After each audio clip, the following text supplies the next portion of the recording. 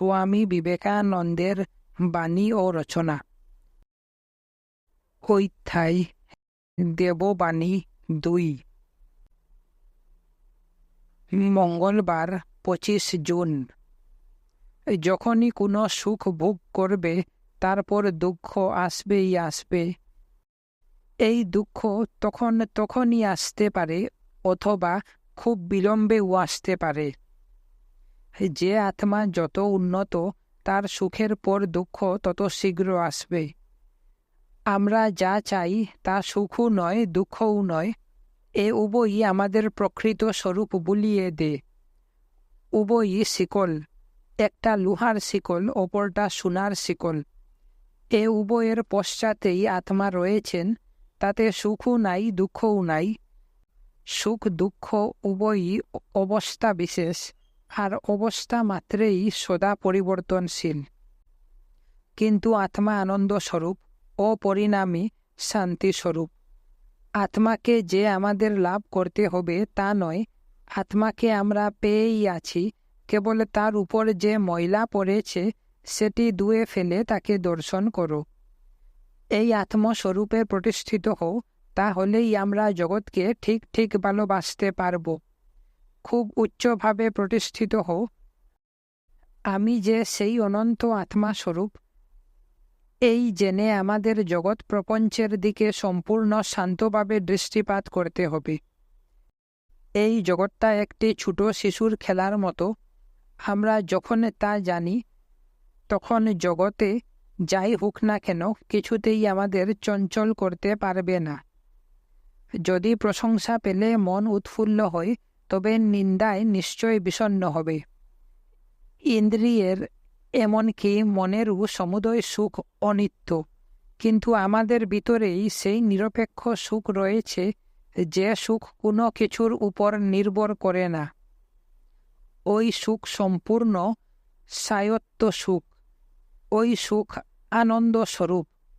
সুখের জন্য বাইরের বস্তুর উপর নির্ভর না করে যত ভিতরের উপর নির্ভর করব, যতই আমরা অন্তঃসুখ, অন্তরারাম হব, ততই আমরা আধ্যাত্মিক হব। এই আত্ম আনন্দকেই ধর্ম বলা হয়। অন্তর্জগৎ যা বাস্তবিক সত্য, তা বহির্জগতের চেয়ে অনন্ত গুণে বড়। বহির্জগৎটা সেই সত্য অন্তর্জগতের ছায়াময় প্রক্ষেপ মাত্র। এই জগৎটা সত্যও নয়, মিথ্যাও নয়, এটা সত্যের ছায়া মাত্র। কবি বলেছেন, কল্পনা সত্যের সোনালী ছায়া। আমরা যখন সৃষ্টির মধ্যে প্রবেশ করি, তখনই তা আমাদের পক্ষে সজীব হয়ে ওঠে। আমাদের বাদ দিলে জগৎটা অচেতন, মৃত জড় পদার্থ মাত্র। আমরা এই জগতের পদার্থ সমূহকে জীবন দান করছি, কিন্তু আবার মূর্খের মতো ওই কথা ভুলে গিয়ে কখনো তা থেকে ভয় পাচ্ছি, কখনো আবার তাই ভোগ করতে যাচ্ছি। সেই মেছুনীদের মতো হয় না। কয়েকজন মেছুনী আঁশ চুবড়ি মাথায় করে বাজার থেকে বাড়ি ফিরছিল। এমন সময় খুব জোর বৃষ্টি এলো। তারা বাড়ি যেতে না পেরে পথে তাদের এক আলাপি মালিনীর বাগান বাড়িতে আশ্রয় নিলে। মালিনী রাত্রে তাদের যে ঘরে শুতে দিলে, তার ঠিক পাশেই ফুলের বাগান। হাওয়াতে বাগানের সুন্দর সুন্দর ফুলের গন্ধ তাদের নাকে আসতে লাগলো। সেই গন্ধ তাদের এত অসহ্য বোধ হতে লাগলো যে তারা কোনো মতে ঘুমোতে পারে না। শেষে তাদের মধ্যে একজন বললে, দেখো, আমাদের আঁশচুবড়িগুলোতে জল ছড়িয়ে দিয়ে মাথার কাছে রেখে দেওয়া যাক। তাই করাতে যখন নাকের কাছে সেই আঁশচুবড়ির গন্ধ আসতে লাগলো, তখন তারা আরামে নাক ডাকিয়ে ঘুমোতে লাগলো। এই সংসারে আঁশচুবড়ির মতো আমরা যেন সুখভোগের জন্য ওর উপর নির্ভর না করি। যারা করে তারা তামস প্রকৃতি বা বদ্ধজীব। তারপর আবার রাজস প্রকৃতির লোক আছে, তাদের অহংটা খুব প্রবল। তারা সদাই আমি আমি বলে থাকে। তারা কখনো কখনো সৎ কার্য করে থাকে, চেষ্টা করলে তারা ধার্মিক হতে পারে, কিন্তু সাত্ত্বিক প্রকৃতি সর্বশ্রেষ্ঠ। তারা সদাই অন্তর্মুখ, তারা সদাই আত্মনিষ্ঠ। প্রত্যেক ব্যক্তিতেই সেই সত্য, রজ ও তমগুণ আছে। এক এক সময় মানুষে এক এক গুণের প্রাধান্য হয় মাত্র। সৃষ্টি মানে একটা কিছু নির্মাণ বা তৈরি করা নয়। সৃষ্টি মানে যে সাম্যভাব নষ্ট হয়ে গেছে সেইটাকে আবার ফিরে পাবার চেষ্টা। যেমন একটা সুলার ছিপি, কর্ক যদি টুকরো টুকরো করে জলের নিচে ফেলে দেওয়া যায়, তাহলে সেগুলি যেমন আলাদা আলাদা বা একসঙ্গে কতকগুলো মিলে জলের উপরে ভেসে উঠবার চেষ্টা করে, সেই রকম যেখানে জীবন, যেখানে জগৎ, সেখানে কিছু না কিছু মন্দ, কিছু না কিছু অশুভ থাকবেই থাকবে। একটুখানি অশুভ থেকেই জগতের সৃষ্টি হয়েছে। জগতে যে কিছু কিছু মন্দ রয়েছে এ খুব ভালো, কারণ সাম্যভাব এলে এই জগৎই নষ্ট হয়ে যাবে। সাম্য ও বিনাশ যে এক কথা। যতদিন এই জগৎ চলছে ততদিন সঙ্গে সঙ্গে ভালো মন্দও চলবে।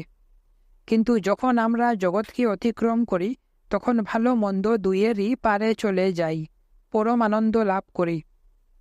জগতে দুঃখ বিরহিত সুখ, অশুভ বিরহিত শুভ কখনো পাবার সম্ভাবনা নাই, কারণ জীবনের অর্থই হচ্ছে বিনষ্ট সাম্যভাব।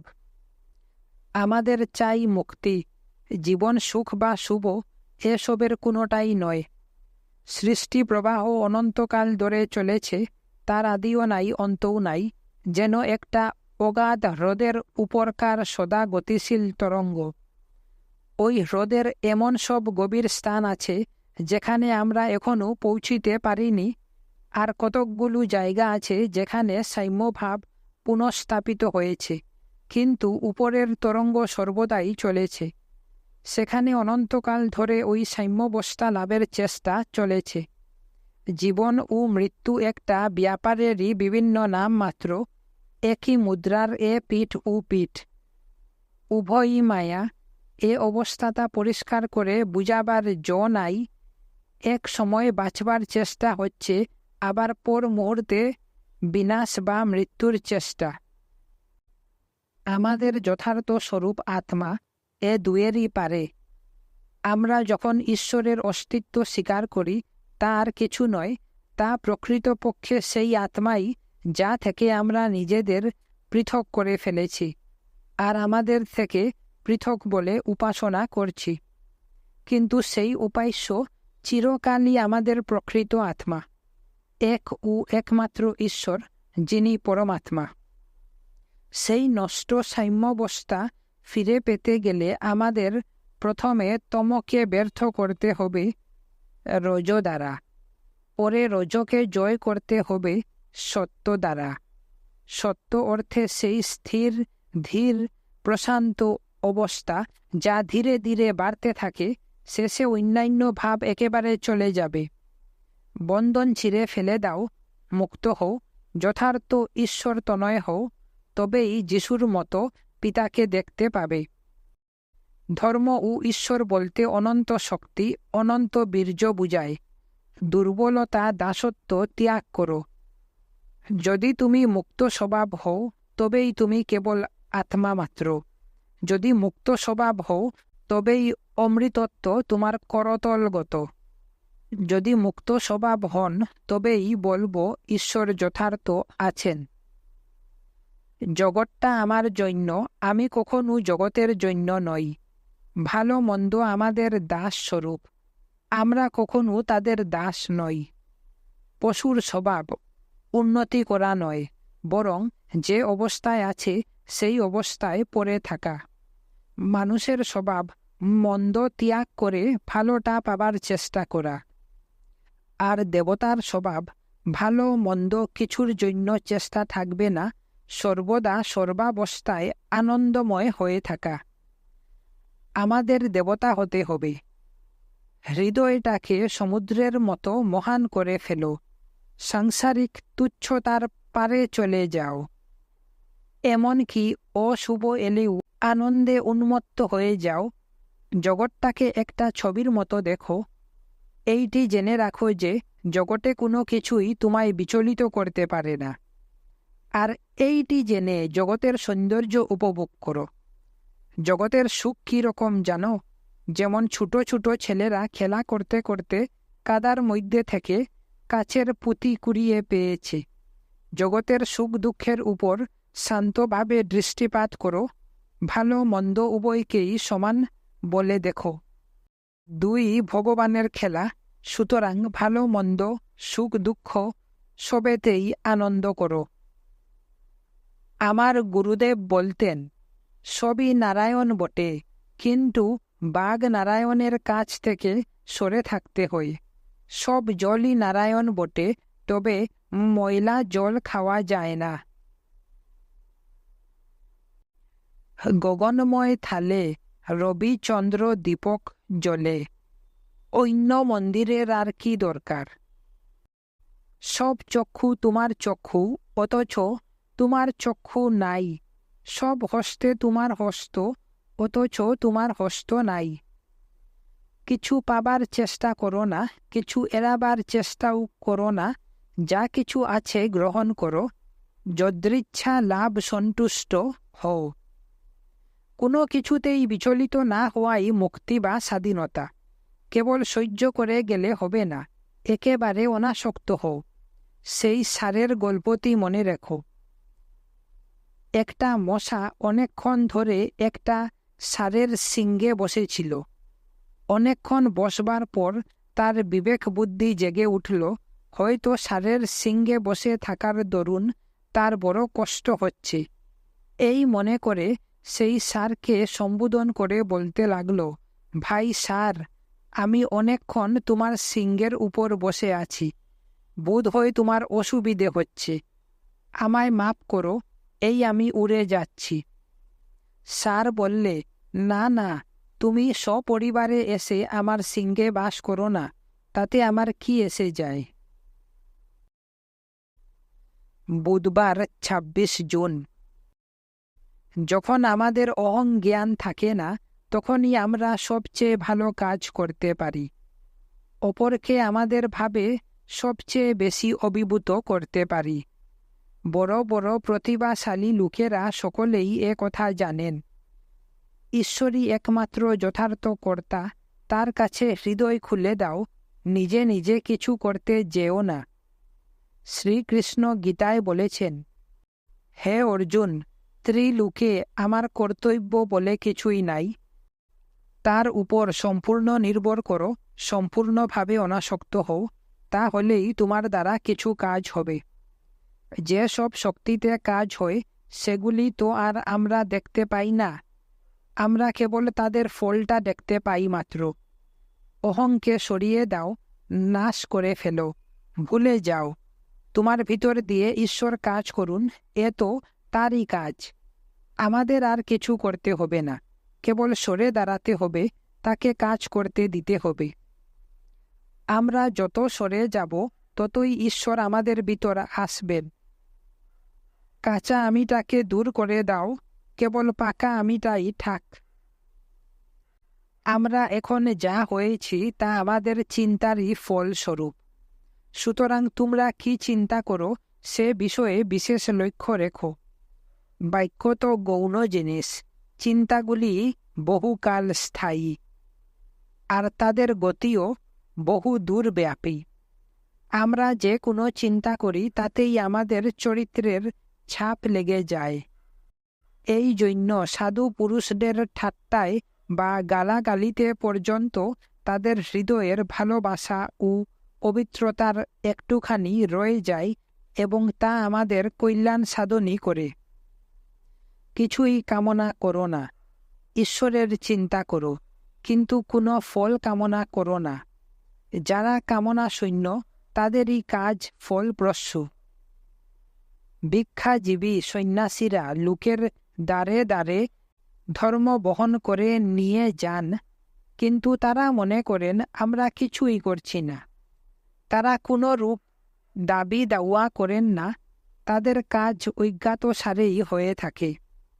যদি তারা ঐহিক জ্ঞান বৃক্ষের ফল খান, তাহলে তো তাদের অহংকার এসে যাবে, আর যা কিছু লোককল্যাণ তারা করবেন সব লোপ পেয়ে যাবে। যখনই আমরা আমি এই কথা বলি, তখনই আমরা আহাম্মক বনে যাই আর বলি আমরা জ্ঞান লাভ করেছি, কিন্তু প্রকৃতপক্ষে চুক ডাকা বলদের মতো আমরা ঘানিতেই ক্রমাগত ঘুরছি। ভগবান বেশ ভালোভাবে আপনাকে লুকিয়ে রেখেছেন, তাই তার কাজও খুব ভালো। এই রূপে যিনি আপনাকে সম্পূর্ণ লুকিয়ে রাখতে পারেন, তিনি সবচেয়ে বেশি কাজ করতে পারেন। নিজেকে জয় করো, তাহলেই সমুদয় জগৎ তোমার পদতলে আসবে। সত্যগুণে অবস্থিত হলে আমরা সকল বস্তুর আসল স্বরূপ দেখতে পাই। তখন আমরা পঞ্চেন্দ্রিয় এবং বুদ্ধির অতীত দেশে চলে যাই। অহঙ্গী সেই বজ্রমূঢ় প্রাচীর যা আমাদের বদ্ধ করে রেখেছে, সত্যের মুক্ত বাতাসে যেতে দিচ্ছে না। সকল বিষয়েই, সকল কাজেই আমি আমার এই ভাব মনে এনে দে। আমরা ভাবি আমি অমুক কাজ করেছি, তমুক কাজ করেছি ইত্যাদি। এই ক্ষুদ্র আমিত্বটাকে দূর করে দাও। আমাদের মধ্যে এই যে অহং রূপ শয়তানি ভাব রয়েছে, তাকে একেবারে মেরে ফেলো। নাহং নাহং তুহু তুহু এই মন্ত্র উচ্চারণ করো, প্রাণে প্রাণে এটা অনুভব করো। জীবনে ওই ভাবটাকে নিয়ে এসো। যতদিন না অহংভাব গঠিত জগৎটাকে ত্যাগ করতে পারছি, ততদিন আমরা কখনই স্বর্গ রাজ্যে প্রবেশ করতে পারব না। কেউ কখনো পারেনি আর পারবেও না। সংসার ত্যাগ করা মানে এই অহংটাকে একেবারে ভুলে যাওয়া, অহংটার দিকে একেবারে খেয়াল না রাখা। দেহে বাস করা যেতে পারে, কিন্তু আমরা যেন দেহের না হয়ে যাই। এই দুষ্ট আমিটাকে একেবারে নষ্ট করে ফেলতে হবে। লোকে যখন তোমায় মন্দ বলবে, তুমি তাদের আশীর্বাদ করো। ভেবে দেখো তারা তোমার কত উপকার করেছে। অনিষ্ট যদি কারু হয়, তা কেবল তাদের নিজেদের হচ্ছে। এমন জায়গায় যাও যেখানে লোকে তোমাকে ঘৃণা করে। তারা তোমার অহংটাকে মেরে মেরে তোমার ভেতর থেকে বার করে দিক। তুমি তাহলে ভগবানের খুব কাছে অগ্রসর হবে। বানরী যেমন তার বাচ্চাকে আঁকড়ে ধরে থাকে, কিন্তু পরিশেষে বাধ্য হলে তাকে ছুঁড়ে ফেলে দিয়ে তাকে পদদলিত করতেও পশ্চাৎপদ হয় না, সেই রূপ আমরাও সংসারটাকে যতদিন পারি আঁকড়ে ধরে থাকি, কিন্তু অবশেষে যখন তাকে পদদলিত করতে বাধ্য হই, তখনই আমরা ঈশ্বরের কাছে যাবার অধিকারী হই। ন্যায় ধর্মের জন্য যদি অপরের অত্যাচার সহ্য করতে হয়, তো আমরা দৈন্য। যদি আমরা লিখিতে পড়তে না জানি, তো আমরা ধন্য। ঈশ্বরের কাছ থেকে আমাদের তফাৎ করবার জিনিস অনেক কমে গেল। ভোগ হচ্ছে লক্ষ্যফনা সাপ, তাকে আমাদের পদদলিত করতে হবে। আমরা এই ভোগ ত্যাগ করে অগ্রসর হতে থাকি। কিছুই না পেয়ে হয়তো আমরা নৈরাশ্যে অবসন্ন হই, কিন্তু লেগে থাকো, লেগে থাকো, কখনই ছেড়ো না। এই সংসারটা একটা অসুরের মতো। এ যেন একটা রাজ্য, আমাদের ক্ষুদ্র অহং তার রাজা। তাকে সরিয়ে দিয়ে দৃঢ় হয়ে দাঁড়াও। কাম কাঞ্চন নাম যশ ত্যাগ করে দৃঢ়ভাবে ঈশ্বরকে ধরে থাকো। অবশেষে আমরা সুখে দুঃখে সম্পূর্ণ উদাসীনতা লাভ করব। ইন্দ্রিয় চরিতার্থতাই সুখ, এ ধারণা একেবারে জড়বাদী। উতে এক কণাও যথার্থ সুখ নাই। যা কিছু সুখ, তা সেই প্রকৃত আনন্দের প্রতিবিম্ব মাত্র। যারা ঈশ্বরে আত্মসমর্পণ করেছেন, তারা তথাকথিত কর্মীদের চেয়ে জগতের জন্য অনেক বেশি কাজ করেন। আপনাকে সম্পূর্ণ শুদ্ধ করেছে এমন একজন লোক হাজার ধর্ম প্রচারকের চেয়ে বেশি কাজ করে। চিত্তশুদ্ধি ও মৌন থেকেই কথার ভিতর জোর আসে। পদ্মের মতো হও। পদ্ম এক জায়গাতেই থাকে, কিন্তু যখন ফুটে উঠে তখন চারিদিক থেকে মৌমাছি আপনি এসে জুটে।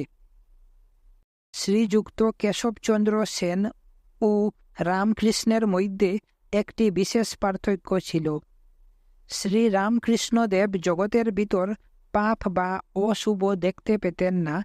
তিনি জগতে কিছু মন্দ দেখতে পেতেন না, কাজেই সেই মন্দ দূর করবার জন্য চেষ্টা করারও কোনো প্রয়োজন বোধ করতেন না।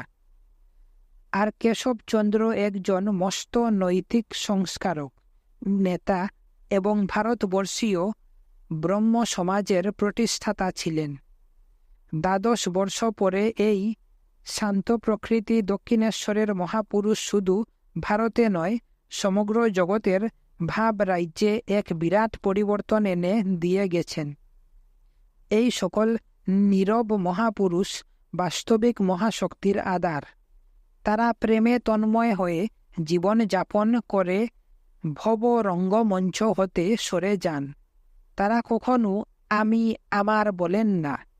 তারা নিজেদের ঈশ্বরের যন্ত্রস্বরূপ জ্ঞান করেই দৈন্য মনে করেন।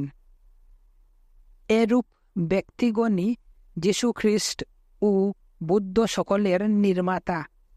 তারা সদাই ঈশ্বরের সঙ্গে সম্পূর্ণভাবে তাদাত্ম্য লাভ করেন। এই বাস্তব জগৎ থেকে বহু দূরে এক ভাব জগতে বাস করেন। তারা কিছুই চান না এবং জ্ঞাতসারে কিছু করেনও না। তারাই প্রকৃতপক্ষে জগতের সর্বপ্রকার উচ্চ ভাবের প্রেরক স্বরূপ। তারা জীবনমুক্ত, একেবারে অহংশূন্য। তাদের ক্ষুদ্র অহং জ্ঞান একেবারে উড়ে গেছে, কোনো আকাঙ্ক্ষা একেবারেই নাই। তাদের ব্যক্তিত্ব লুপ্ত হয়ে গেছে, তারা শুধুই তত্ত্বস্বরূপ। বৃহস্পতিবার 27 জুন। স্বামীজী ঐদ্য বাইবেলের নিউ টেস্টামেন্ট লইয়া আসিলেন এবং পুনর্বার জনের গ্রন্থ পড়িয়া ব্যাখ্যা করিতে লাগিলেন। যীশু খ্রিস্ট যে শান্তিদাতা পাঠিয়ে দেবেন বলেছিলেন, মোহাম্মদ আপনাকে সেই শান্তিদাতা বলে দাবি করতেন। তার মতে যীশু খ্রিস্টের অলৌকিকভাবে জন্ম হয়েছিল, এ কথা স্বীকার করবার কিছুমাত্র প্রয়োজন নাই। সকল যুগে সকল দেশেই এইরূপ দাবি দেখতে পাওয়া যায়। সকল মহামানব দাবি করেছেন দেবতা থেকেই তাদের জন্ম। জ্ঞান আপেক্ষিক মাত্র।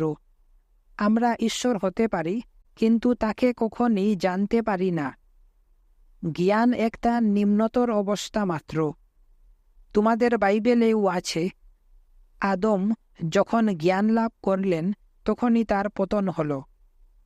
তার পূর্বে তিনি স্বয়ং সত্যস্বরূপ, পবিত্রতা স্বরূপ, ঈশ্বর স্বরূপ ছিলেন। আমাদের মুখ আমাদের থেকে কিছু পৃথক পদার্থ নয়, কিন্তু আমরা কখনো আসল মুখটা দেখতে পাই না, শুধু প্রতিবিম্বটাই দেখতে পাই।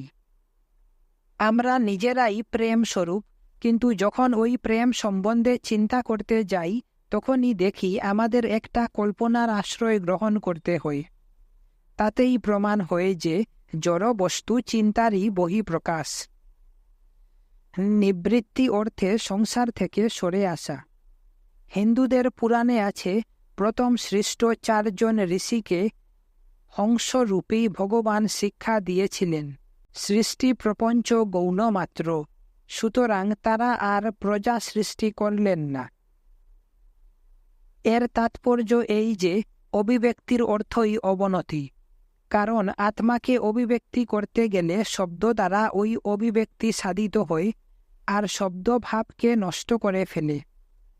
তা হলেও তত্ত্ব জড়াবরণে আবৃত না হয়ে থাকতে পারে না, যদিও আমরা জানি যে অবশেষে এই রূপ আবরণের দিকে লক্ষ্য রাখতে রাখতে আমরা আসলটাকেই হারিয়ে ফেলি। সকল বড় বড় আচার্যই এ কথা বুঝেন, আর সেই জন্যই অবতারেরা পুনঃ পুনঃ এসে আমাদের মূল তত্ত্বটি বুঝিয়ে দিয়ে যান, আর সেই কালের উপযোগী তার একটি নূতন আকার দিয়ে যান। আমার গুরুদেব বলতেন, ধর্ম এক, সকল অবতার কল্প পুরুষ এক প্রকার শিক্ষাই দিয়ে যান, তবে সকলকেই সেই তত্ত্বটি প্রকাশ করতে কোনো না কোনো আকার দিতে হয়। সেই জন্য তারা তাকে তার পুরাতন আকার থেকে তুলে নিয়ে একটি নূতন আকারে আমাদের সামনে ধরেন। যখন আমরা নাম রূপ থেকে, বিশেষত দেহ থেকে মুক্ত হই, যখন আমাদের ভালো মন্দ কোনো দেহের প্রয়োজন থাকে না, তখনই কেবল আমরা বন্ধন অতিক্রম করতে পারি। অনন্ত উন্নতি মানে অনন্তকালের জন্য বন্ধন। তার চেয়ে সকল রকম আকৃতির ধ্বংসই বাঞ্ছনীয়। সব রকম দেহ, এমনকি দেবদেহ থেকেও আমাদের মুক্তি লাভ করতে হবে। ঈশ্বরই একমাত্র সত্য বস্তু। সত্য বস্তু কখনো দুটি থাকতে পারে না। একমাত্র আত্মাই আছেন এবং আমিই সেই। মুক্তি লাভের সহায়ক বলেই শুভ কর্মের যা মূল্য। যে কাজ করে ওই কর্ম দ্বারা তারই কল্যাণ হয়, অপর কারও কিছু হয় না। জ্ঞান মানে শ্রেণীবদ্ধ করা, কতকগুলি জিনিসকে এক শ্রেণীর ভিতর ফেলা। আমরা একই প্রকারের অনেকগুলি জিনিস দেখলাম, দেখে সেই সবগুলির একটা কোনো নাম দিলাম, তাতেই আমাদের মন শান্ত হল। আমরা কেবল কতকগুলি ঘটনা বা তথ্য আবিষ্কার করে থাকি, কিন্তু কেন সেগুলি ঘটছে তা জানতে পারি না। অজ্ঞানের অন্ধকারেই আরও খানিকটা বেশি জায়গা এক পাক ঘুরে এসে আমরা মনে করি কিছু জ্ঞান লাভ করলাম। এই জগতে কেনর কোনো উত্তর পাওয়া যেতে পারে না। কেনর উত্তর পেতে হলে আমাদের ভগবানের কাছে যেতে হবে। জ্ঞাতাকে কখনো প্রকাশ করা যায় না। এ যেন এক টুকরা নুনের সমুদ্রে পড়ে যাওয়া। যেই পড়ল অমনি গেল সমুদ্রে মিশে গেল। বৈষম্যই সৃষ্টির মূল। এক রসতা বা সমতাই ঈশ্বর। সেই বৈষম্য ভাবের পারে চলে যাও, তাহলেই জীবন ও মৃত্যু দুই জয় করবে এবং অনন্ত সমত্বে পৌঁছবে। তখনই ব্রহ্মে প্রতিষ্ঠিত হবে, ব্রহ্মস্বরূপ হবে। মুক্তি লাভ করো, সে চেষ্টায় প্রাণ যায়, তাও স্বীকার। একখানা বইয়ের সঙ্গে তার পাতাগুলির যে সম্বন্ধ, আমাদের সঙ্গে জন্ম জন্মান্তরের জীবনগুলিরও সেই সম্বন্ধ। আমরা কিন্তু অপরিণামী সাক্ষীস্বরূপ আত্মা, আর তারই উপর জন্মান্তরের ছায়া পড়েছে। যেমন একটা মশাল খুব জোরে জোরে ঘুরাতে থাকলে চোখে একটা বৃত্তের প্রতীতি হয়। আত্মাতেই সমস্ত ব্যক্তিত্বের সঙ্গতি, আর যেহেতু আত্মা অনন্ত, অপরিণামী ও অচঞ্চল, সেহেতু আত্মা ব্রহ্মস্বরূপ, পরমাত্মা। আত্মাকে জীবন বলতে পারা যায় না, কিন্তু তাই থেকেই সুখের উৎপত্তি হয়। আজকাল জগতের লোক ভগবানকে পরিত্যাগ করছে, কারণ তাদের ধারণা জগতের যতদূর সুখ স্বাচ্ছন্দ্য বিধান করা উচিত তা তিনি করছেন না। তাই লোকে বলে থাকে, তাকে নিয়ে আমাদের লাভ কি? ঈশ্বরকে একজন মিউনিসিপ্যালিটির কর্তা বলে ভাবতে হবে নাকি? আমরা এইটুকু করতে পারি যে আমাদের সব বাসনা, ঈর্ষা, ঘৃণা, বেদ বুদ্ধি এইগুলিকে দূরে করে দিতে পারি। কাঁচা আমিকে নষ্ট করে ফেলতে হবে, মনকে মেরে ফেলতে হবে। একরকম মনে মনে আত্মহত্যা করা আর কি? শরীর ও মনকে পবিত্র ও সুস্থ রাখো, কিন্তু কেবল ঈশ্বর লাভ করবার যন্ত্ররূপে। এইটুকু এদের যথার্থ প্রয়োজন।